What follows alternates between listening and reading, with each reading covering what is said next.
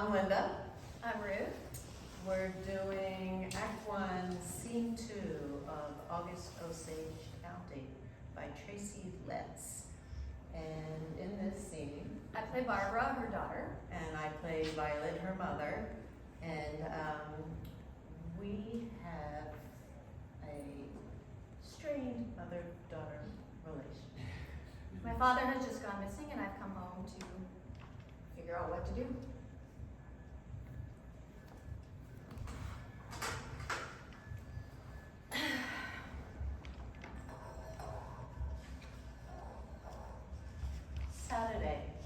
Saturday morning, that girl, the Indian girl, she made us some biscuits and we ate some and then he walked out that door right there.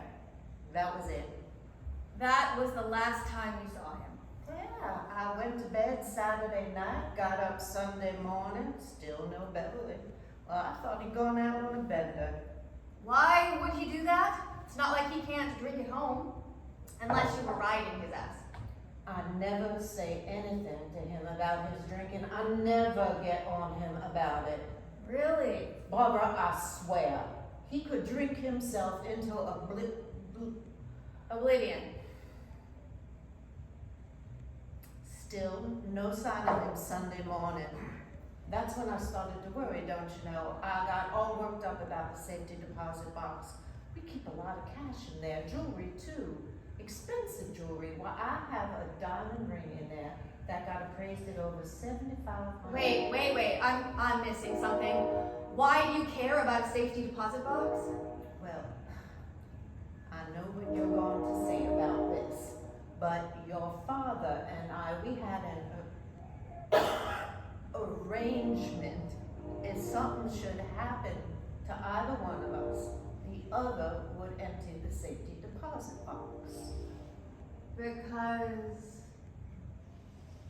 it gets rolled into the estate, then goes to probate. That is right. That's You're right. such a fucking cynic. I knew you would disapprove. Fine. Okay. Tell me about the safety deposit box. Well, I had to wait for the bank to open, so after I emptied the box, I called the police to report him missing. That was Monday morning. And you're just calling me now today on Thursday. I didn't call you. You had Ivy call me 5 days later. Well, I didn't want to disappoint you, honey, or worry you. Jesus Christ. Are you sure there wasn't some event that triggered his leaving? Some incident? Oh, you mean like a fight? Yes. No. Well, I mean, we fought, you know, but no, he just left. Maybe he just needed some time away from you. Oh, well, how nice of you to say. Hey, it's no crime. Being married is hard.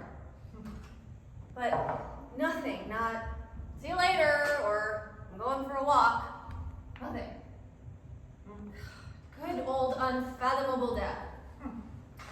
That man, oh, the first thing I fell in love with was his sense of mystery. Sexy. He knew he was the smartest man in the room, and if he would just say something, knock your socks off. But he would just stand there, little smile on his face, not say a word. Sexy. Yeah. That mystery can cut both ways. And you can't think of anything unusual or different or... He hired that woman. He didn't even ask me. He hired that woman to come and live in our house 2 days before he left. You don't want her here. Well, I don't know what she's doing here. She's a stranger in my house. There is an engine in my house. You have some problem with her? I don't know what to say to an engine. They're called Native Americans now, Mom. Who calls them that? Who makes that decision? It's what they like to be called. Well, she's no more a Native American than I am. In fact, she is. Well, what is wrong with Injun? Why is it so hard to just call people what they want? Oh, let's just call the dinosaurs Native Americans while we're at it. She may be an Indian, but this is the best goddamn apple pie muffin I have ever had in my life. A cook? He hired a cook? Oh, this just makes no sense. We don't eat. That sounds healthy. Well, I mean we eat, but you know, crackers, cheese, maybe a ham sandwich. Well, I can't remember the last time that stove turned on. Years. And now you get biscuits and gravy. Kind of nice, huh? Nice for you now, but you'll be gone soon enough. Oh, never to return. Mom, When was the last time you were here? don't get started with that. Oh, really, I can't remember. I'm very dutiful, Mom. I call, I write, I send you presents. do not right.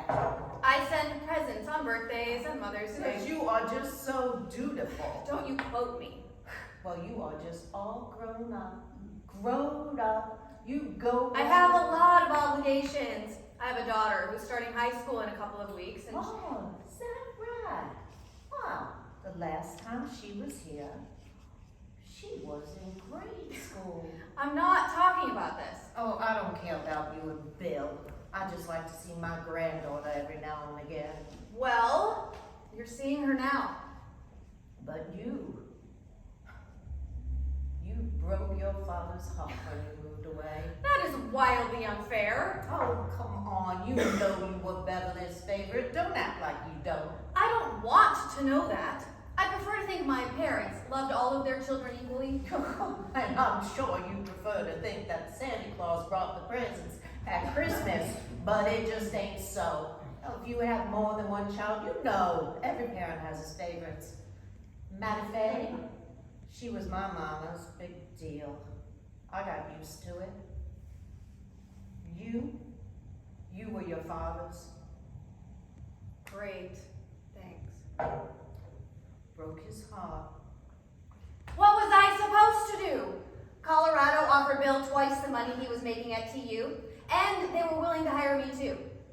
Daddy knew we had to take those jobs. You don't think he wouldn't have jumped at the chance Bill got?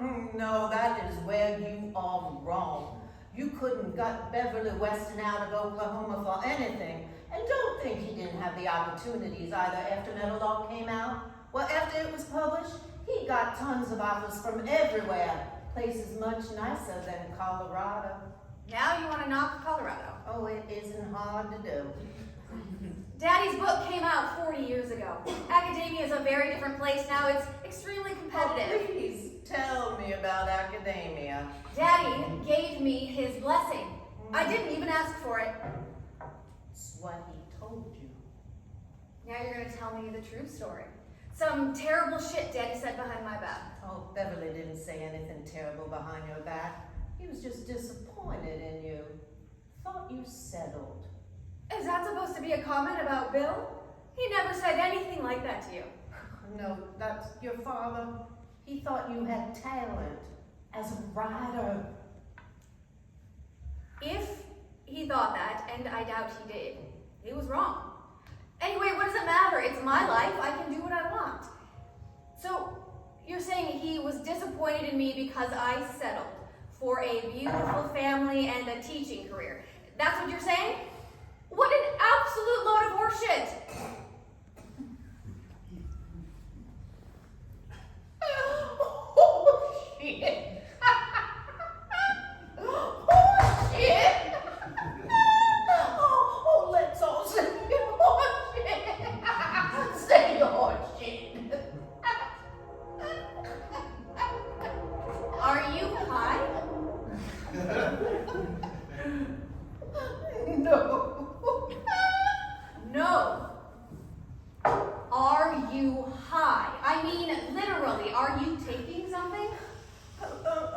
relaxer. Listen to me. I will not go through this with you again. Go through what? These fucking pills! They're muscle relaxers. I will not go through this again.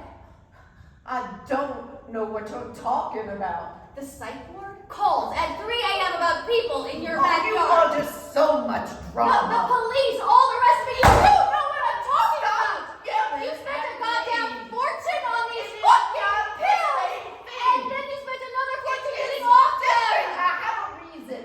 So now it's okay to get hooked because you have a reason. I am in pain. Because of your mouth. Yes, because of my mouth. The chemo.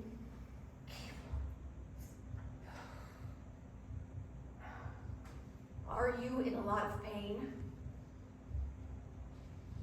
Yes, I am in pain. I have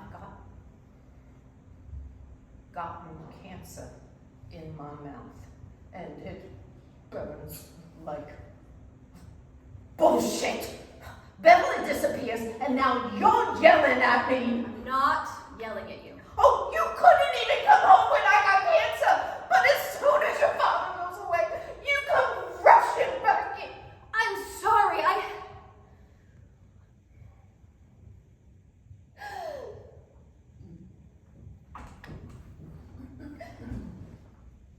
You're right. I'm sorry. You know where I think he is? I think he got some whiskey and a carton of cigarettes and a couple of good spy novels. And he took the boat out somewhere in the shade, close to shore. And he's fishing and drinking and reading. And maybe if the mood strikes him, even writing a little. I think he's safe. And he's gonna walk through that door anytime. Scene.